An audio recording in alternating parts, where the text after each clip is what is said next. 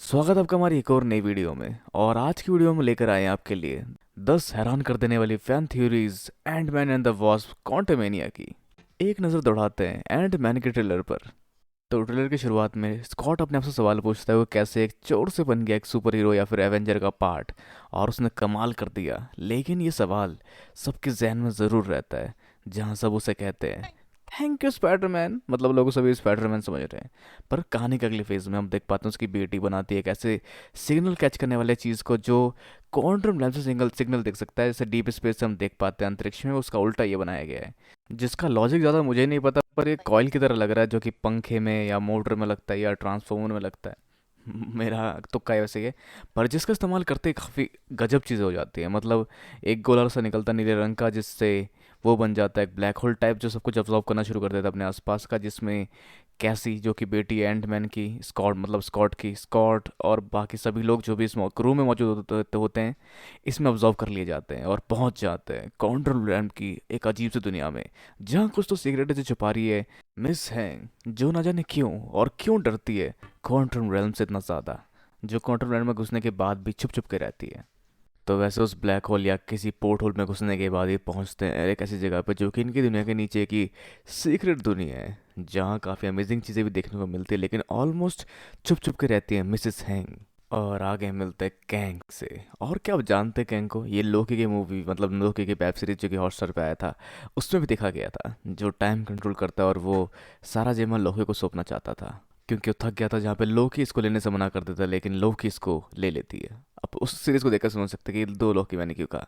तो अब हम एक मिस्टीरियस दुनिया में पहुंच चुके हैं और मिस्टीरियस चीज़ें हो रही हैं इनके साथ, मिस्टीरियस लोग देखे जा रहे हैं और ये पिटे हुए भी दिख रहे हैं। साथ में एंड मैन अपने बड़े सी मुंडी को देख पाता है, मतलब and man meets and man, जो बिल्कुल मल्टीवर्स वाला कॉन्सेप्ट हमारे सामने रखता है। तो आखिर में सवाल ये उठता है कि कैंग क्या चाहता है एंड मैन से, और वो उसको अपने साथ काम करने का प्रपोजल क्यों दे रहा है या कुछ पूछ रहा है। तो उसके लिए हमें इंतजार करना पड़ेगा and man and the wasp quantum mania का, जो रिलीज हो रही है 2 तारीख 17वां महीना और 2023, मतलब 17/2/2023, ठीक है।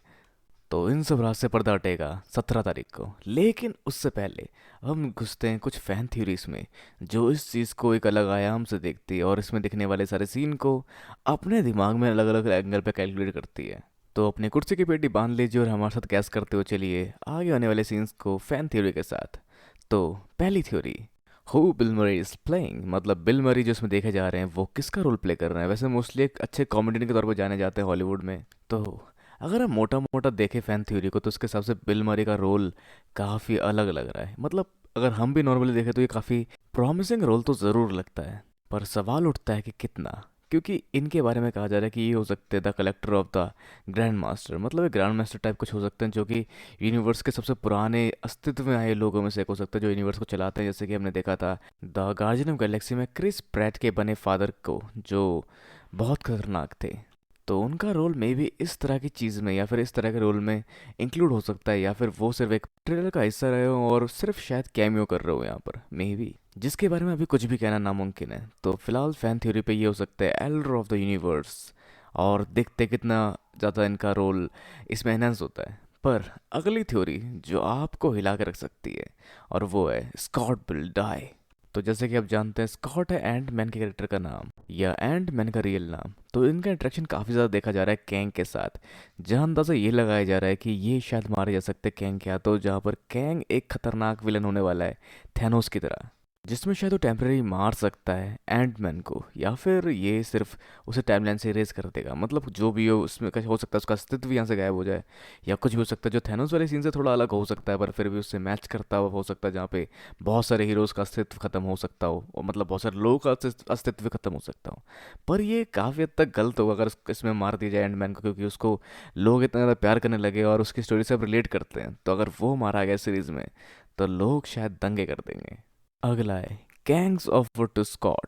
जी हाँ, ट्रेलर के आखिर के कुछ फेज में हम देख पाते हैं कि कैंग कुछ ऑफर कर रहा है स्कॉट को, और वो ऑफर क्या हो सकता है और किस बारे में हो सकता है। जहाँ हो सकता है कोई प्रपोजल रखेगा वो स्कॉट के सामने, जिसको स्कॉट एक्सेप्ट कर लेगा। लेकिन वो प्रपोजल आगे चल के इतना ज़्यादा प्रॉमिसिंग नहीं होने वाला। मतलब हो सकता है कि वो ऐसा फ्यूचर देख पाए जो उसको नहीं चाहिए, जहाँ बहुत कुछ उसके हिसाब से नहीं हो पा रहा होगा, जिसकी वजह से उसको पलटने की कोशिश करेगा, और शायद ये सब उसके हाथ से निकलता चला जाएगा, और आखिर में वो खुद को भी सेक्रीफाइस कर सकता है इस दौरान। पर कंक्लूजन चाहे जो भी हो, स्कॉट और कैंग को एक साथ देखना कोई भी अच्छा संदेश नहीं देता। और अगली थ्योरी है fantastic four reveal. Last time fantastic four को हमने देखा था doctor strange multiverse of madness.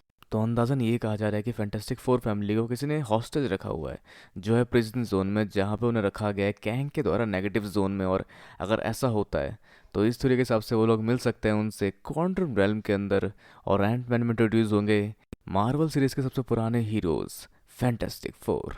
अगली theory, they will be a time jump. अब अगली थ्योरी ये सजेस्ट करती है कि जब ये लोग क्वांटम रेल्म के अंदर जाएंगे, जैसे कि हमने देखा था एवेंजर एंड गेम के दौरान भी 5 साल के बाद वापस आया था स्कॉट, जहाँ वो सिर्फ कुछ समय के लिए रहा था। तो हो सकता है जिस समय ये जाएंगे कंट्रोल रैल में, तो भले ही वो वहाँ वो 30 मिनट या 1 घंटे के लिए रहे, बाहर वो चीज़ 1 साल 6 महीने या फिर शायद दशकों तक आगे निकल सकती है। तो ये भी एक इंटरेस्टिंग पार्ट होगा कि आगे शायद ये लोग मिल पाएंगे एवेंजर्स से, नई सीरीज से, नए लोग से, नए पार्ट से, नई चीज़ों से, जो कई दशक या शतक आगे होगी, या दशक ही काफ़ी है वैसे इसके लिए, या मोस्ट प्रोबेबली पीछे भी हो सकती है, और मे भी बचा सकता है आयरन मैन को भी।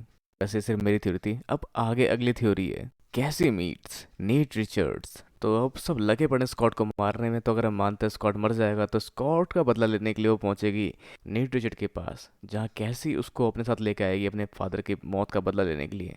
जहाँ अगर आप नेट को नहीं जानते, तो नेट रिचर्ड ही कैंग है। जहाँ इस थ्योरी में हम यूज़ करने वाले हैं Iron Lad version of Nate Richards, जहाँ पे वो खुद को रोकेगा कैंग बनने से और इस मल्टीवर्स का रखवाला बनने से, जिस वजह से शायद बच जाएगी जान स्कॉट की, या मे बी। पर जो सब कुछ अपने आप में काफ़ी कन्फ्यूजन क्रिएट करता है। मतलब अगर स्कॉट बच गया तो स्कॉट इसी यूनिवर्स का हुआ, या फिर किसी और मल्टीवर्स का स्कॉट बच के आ गया उनके पास, और अगर किसी और यूनिवर्स का किसी और यूनिवर्स का स्कॉट उनके पास आ गया, तो उस यूनिवर्स का स्कॉट का क्या होगा। फील हो रहा है ना पैराडॉक्स, बिल्कुल ऐसे ही हो सकता है। अब अगली थ्योरी है Kang is the main villain and will have a small role. मतलब अगर हम बात करें कैंग की, तो कैंग एक छोटे से पार्ट में दिखाया जा रहा है, जो अच्छा होने का ढोंग कर रहा होगा मे बी एक ट्रेलर के हिसाब से। पर जो यहाँ पे कैमियो रोल करने वाला है थैनोस की तरह, जहाँ थैनोस देखा गया था गार्जियन ऑफ गैलेक्सी के मूवी में, जहाँ मोडॉक भी इस मूवी के अंदर शामिल है, जो शायद इस सीरीज मतलब इस मूवी का मेन विलन हो सकता है। और आगे वाले प्रोजेक्ट में हम देख पाएंगे एवेंजर्स सीक्रेट वॉर्स, जहाँ पे हम देख पाएंगे कैंग को इन्वॉल्व होते हुए शायद, जो एक फैन थ्योरी है और शायद एक कमाल की थ्योरी है। अब अगली थ्योरी है सब मारे जाएंगे। अब पता नहीं लोग सबको मारने में क्यों लगे पड़े हैं, पर कहा जा रहा है कि आखिर के 15 मिनट काफ़ी डार्केस्ट मिनट होने वाले हैं मार्वल मूवीज़ की, जहाँ पर सबको देखा जाएगा कि हार चुके हैं वो कैंग से, और सब मारे जा रहे हैं बिल्कुल एंड गेम इन्फिनिटी वॉर की तरह। और ये चीज़ शायद पिन पॉइंट की थी शी हल्क की सीरीज़ ने, कि इतना कुछ सिमिलर हो जाता है, लोग गैस करने लग जाते हैं। पर मे भी ऐसा नहीं भी हो सकता। पर अगर ऐसा होता है तो एक अलग प्लॉट उन्हें क्रिएट करना पड़ेगा ऐसा करने के पीछे, और कुछ और रीजनिंग और सीन इसके लिए क्रिएट करने पड़ेंगे। वैसे आप क्या सोचते हैं इस थ्योरी को लेकर।